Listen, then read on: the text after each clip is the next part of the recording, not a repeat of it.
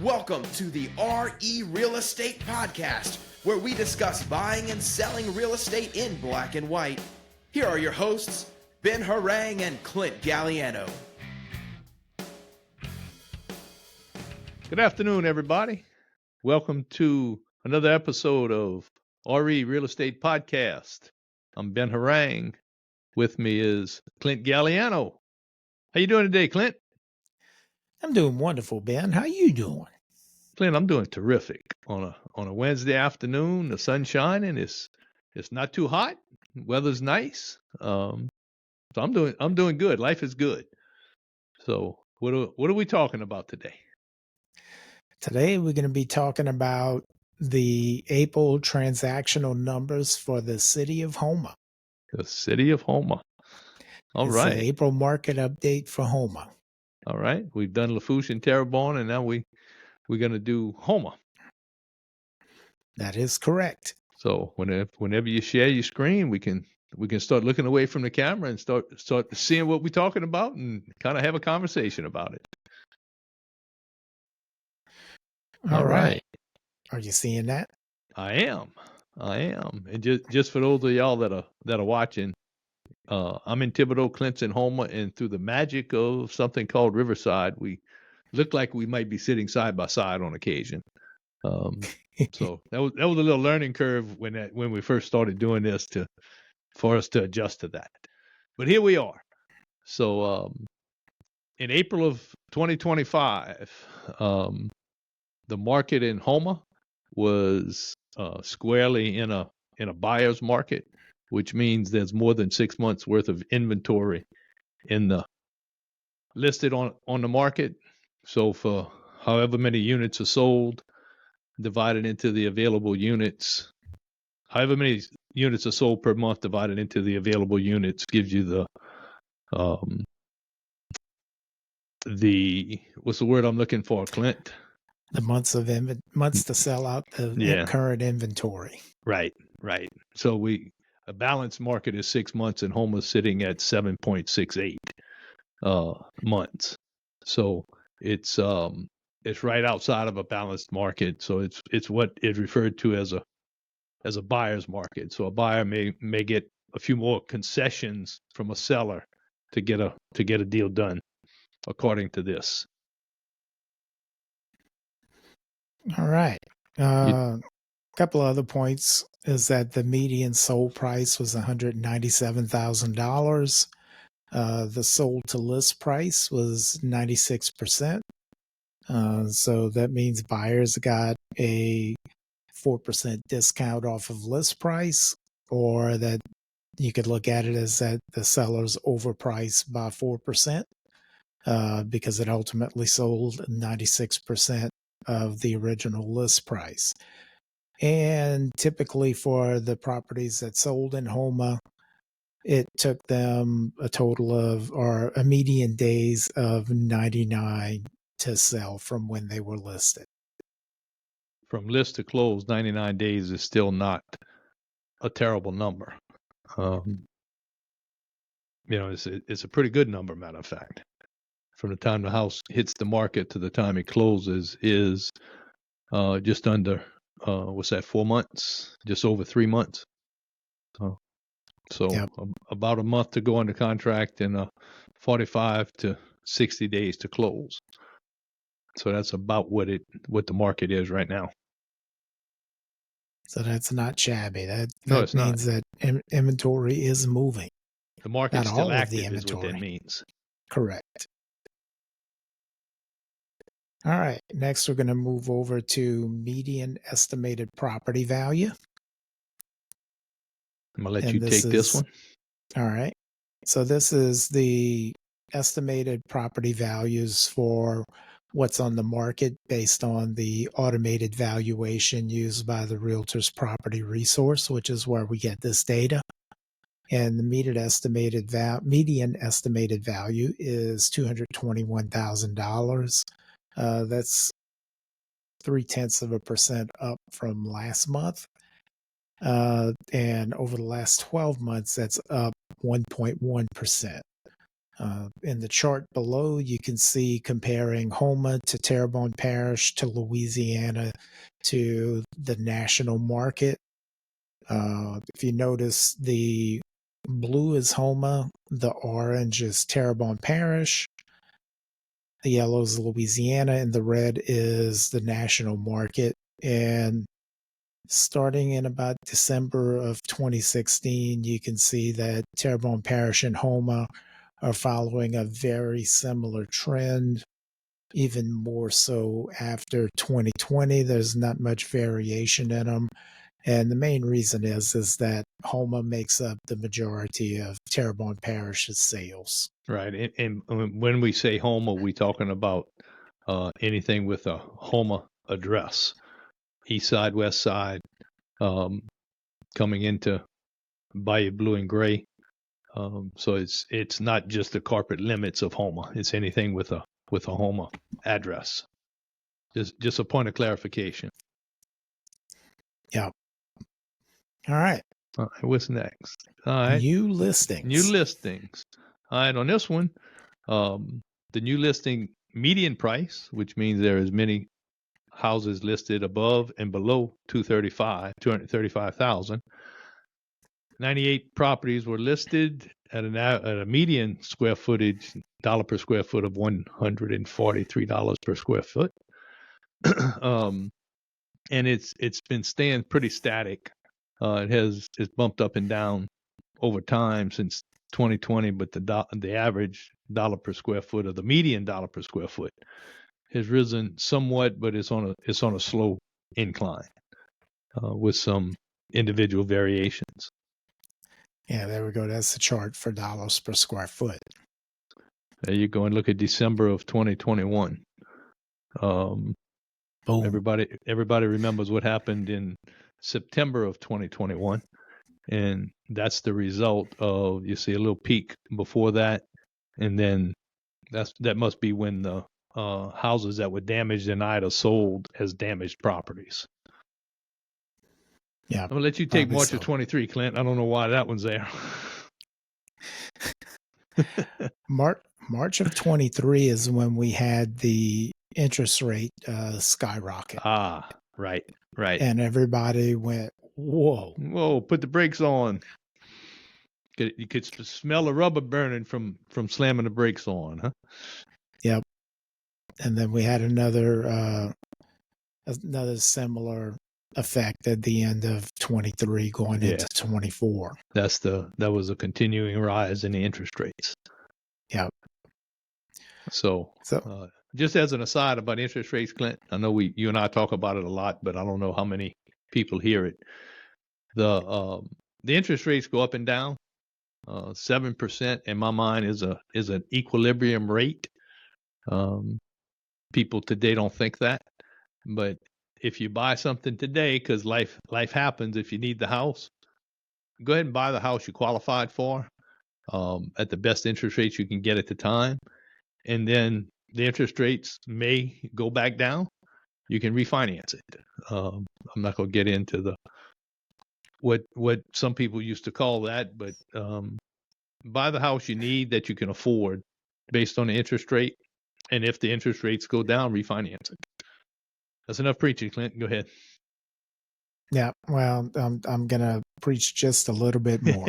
We can't help ourselves. Yeah, we can't. But we feel it's we see a lot of stuff on social media and TikTok, quote unquote gurus. You hear people say, "Oh, well, what is it?" They say, "Date the rate and marry the house," or something like that. And that's what I was not going to say. Yeah, but I figure we can say it. Okay. That's marry the house, date the rate. Yeah, marry the house, date the rate. And it's accurate, but it's not. Everybody's expecting, oh, it's going to get better.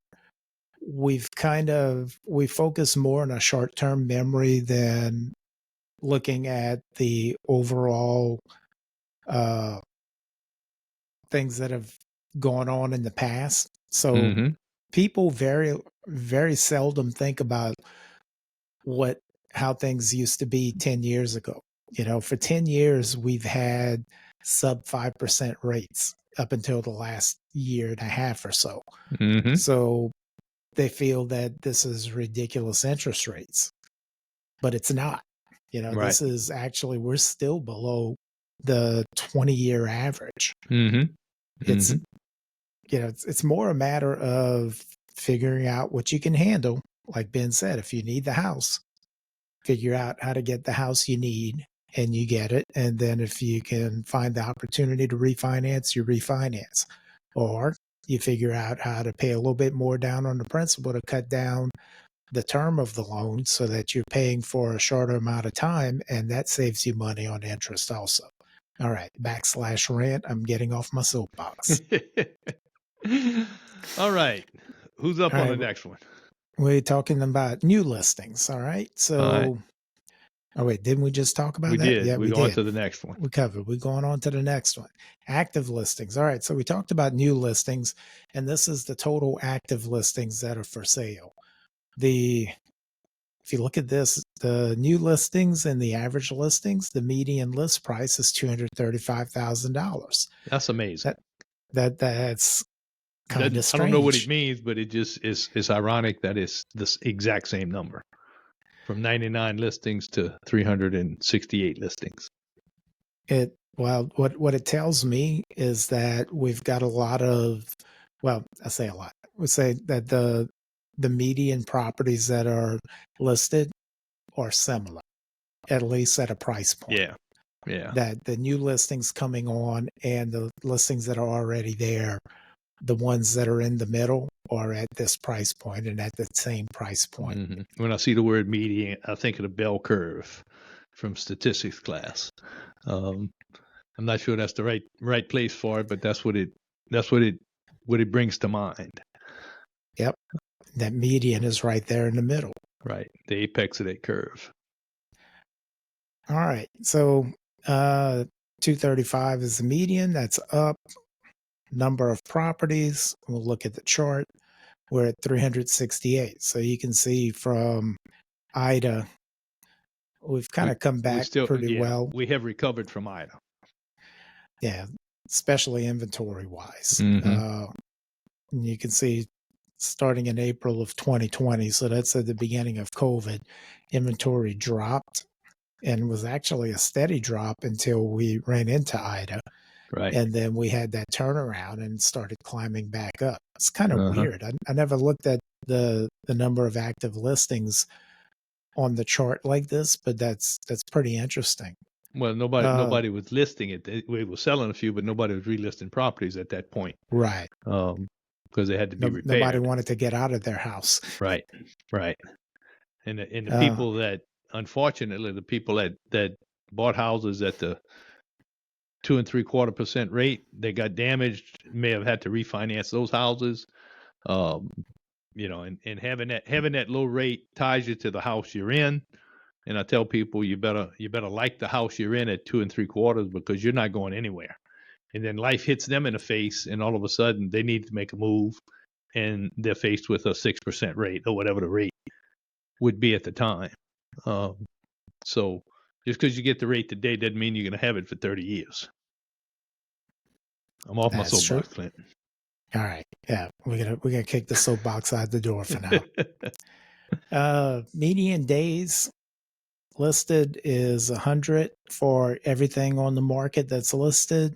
New listings. Oh wait, we don't have a median days because new listings are new listings. We had this discussion. We did. Price points $135 a square foot. It's a little bit lower overall. That means that we've got some properties listed that have been on the market for a little while that are at a lower price point versus the square footage. Total volume listed is 116,175,648.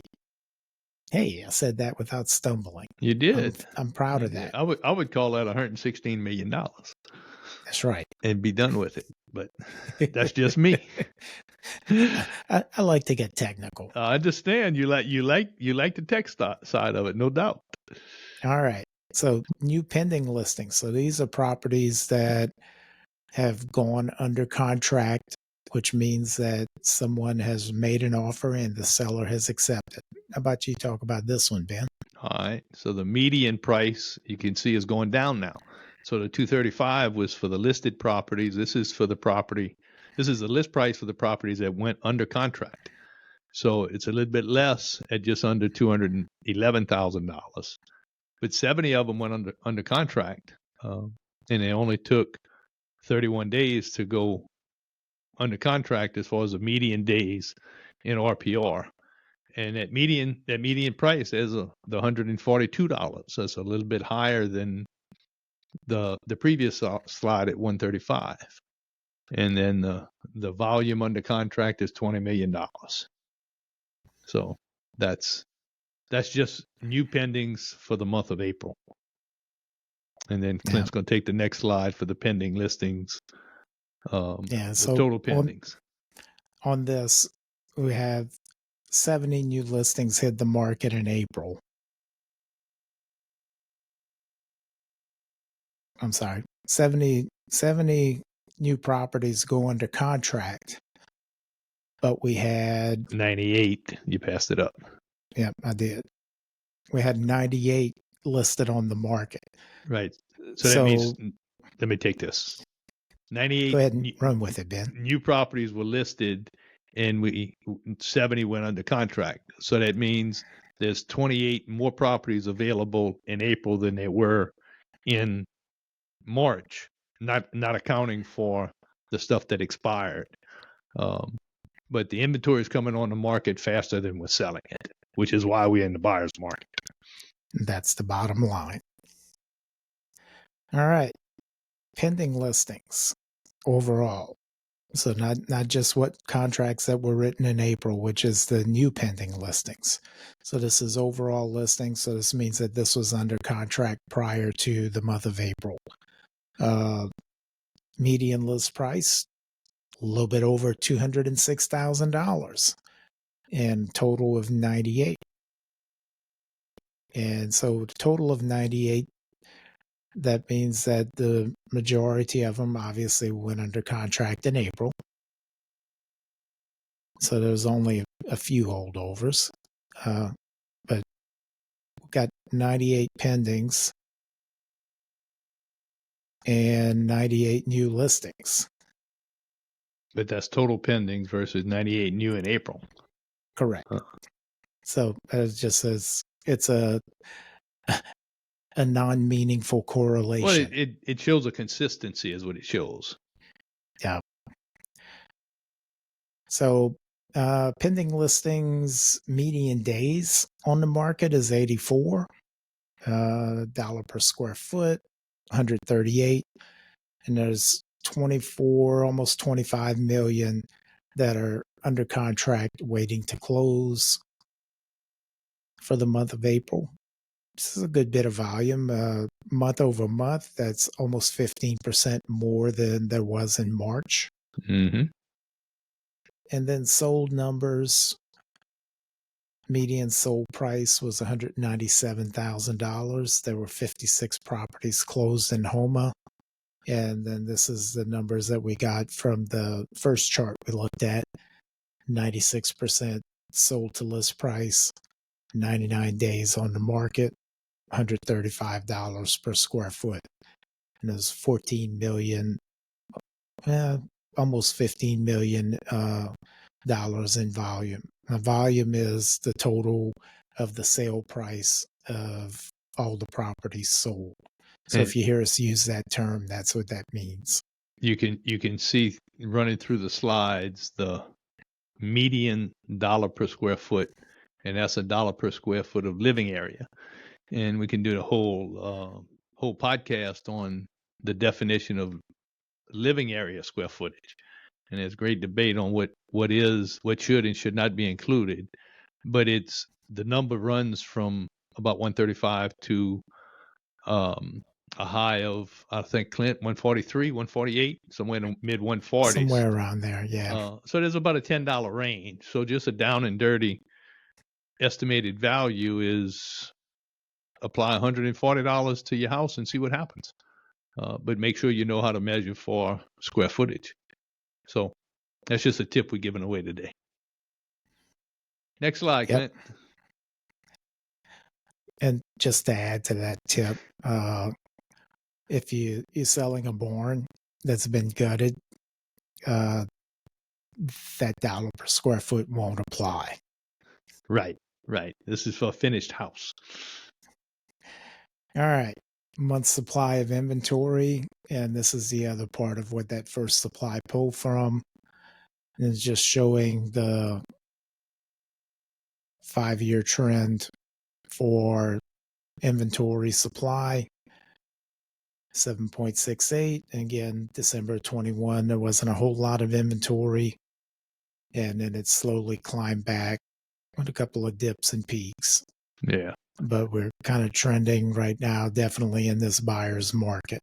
And from a, if you're in the market for a house, it's as good a time right now to buy as it's been in a while. Back in that December 21 era, people were making offers, not subject to appraisal, not subject to inspections, not subject to anything, just so they could get into a house. The pressure was so high because there was not enough inventory. That 6-month balance is good for buyers and sellers. If you're more than 6 months, it's better for the buyer. So with the interest rates where they are, I still think it's a outstanding time to buy a house. You can get some concessions from the seller that you typically would not be able to get. And then if the rate goes down, you can refinance.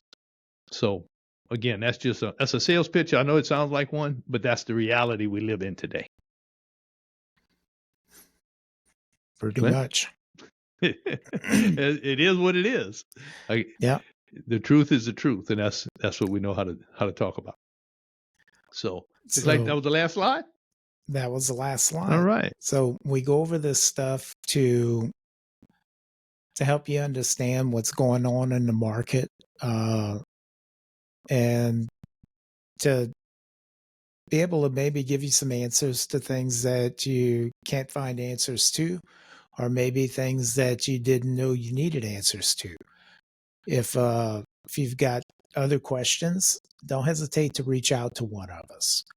We're here to help you. We help, our jobs or to sell real estate. That's what everybody thinks. But in reality, we're here to help the public and our clients. Now, obviously, we do this as a job, so we need to get paid. We'll give, some, how do we call that, ministerial acts. We can give you some information, but if you need a lot of information or help with buying or selling, then we need to look at having a signed agreement to work together. And you want to hear something funny? Excuse me, Clint. Sure. Listen to the trailer of the videos that Clint did about we are real estate agents, but unless there's paperwork to the contrary, we're not your real estate agent.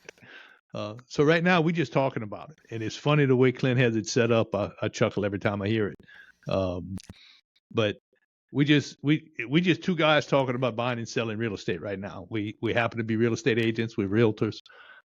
We help people buy and sell real estate every day, and we take time out of our week to do these podcasts, and hopefully you get something out of it. So if you do, go ahead and share, like, comment. If you have any comments, you can drop them in the description or email them to us, and we'll address them in another episode. So we probably ought to start saying that in the beginning of the videos, Clint. Yeah, well, it wouldn't hurt, but ultimately we're hoping that people are listening through and getting the information. Yeah. Main thing to remember, you can listen to us on any podcast app. You can watch us on YouTube and Spotify.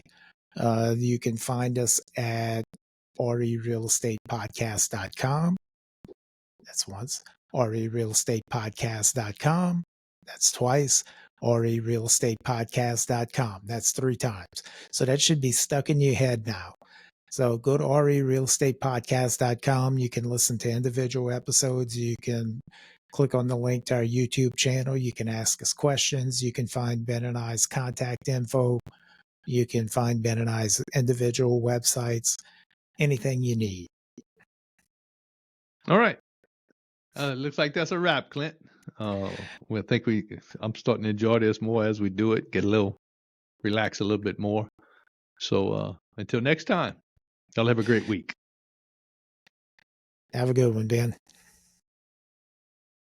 While we may discuss topics such as lending, interest rates, title law, real estate law, and appraisals in addition to real estate sales and transactions, please remember that we are only trained and licensed as real estate salespeople in Louisiana. The information shared on this podcast is for general purposes only and should not be taken as legal or financial advice. We may be agents, but unless we have signed paperwork stating otherwise, we are not your agents.